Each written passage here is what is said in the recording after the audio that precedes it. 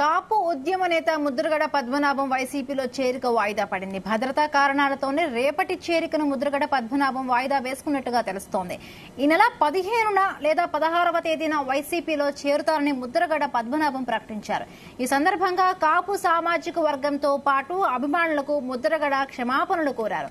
ఊహించిన రీతిలో వచ్చిన అభిమానులకు కృతజ్ఞతలు తెలిపారు. తాడేపల్లిలో సీఎం జగన్ సమక్షంలో వైసీపీలో చేరనున్నట్లుగా తెలిపారు. ముద్రగడ పద్మనాభంను పవన్ పై పోటీ చేయించేందుకు వైసీపీ ప్లాన్ చేస్తోంది. సెక్యూరిటీ విషయంలో కూడా ఇబ్బంది. ప్రతి ఒక్కరిని చెక్ చేసి పంపాలంటే వేల మందిని చెక్ చేయడం అనేది కష్టంతో కూడుకున్న పని అని వారు రాత్రి నుంచి చెప్పడం వల్ల అయితే ఈ ప్రోగ్రాం ప్లాన్ చేసుకుంటానండి. నేను 16 తారీఖులో వచ్చి నేను ఒక్కడిని వచ్చి జాయిన్ అవుతాను. మీకు ఆ ఇబ్బంది కలగకూడదని సెక్యూరిటీ పాయింట్ ఆఫ్ వ్యూలో కూడా నేను నా బాధ్యత నేను చూడాలి. నా బాధ్యత కూడా ఆ సెక్యూరిటీ విషయం చేత 14వ తేదీన గౌరవ ప్రజానికంతో ముఖ్యమంత్రి గారి దగ్గరికి వెళ్ళి జాయిన్ అయ్యే కార్యక్రమాన్ని రద్దు చేసుకున్నానండి.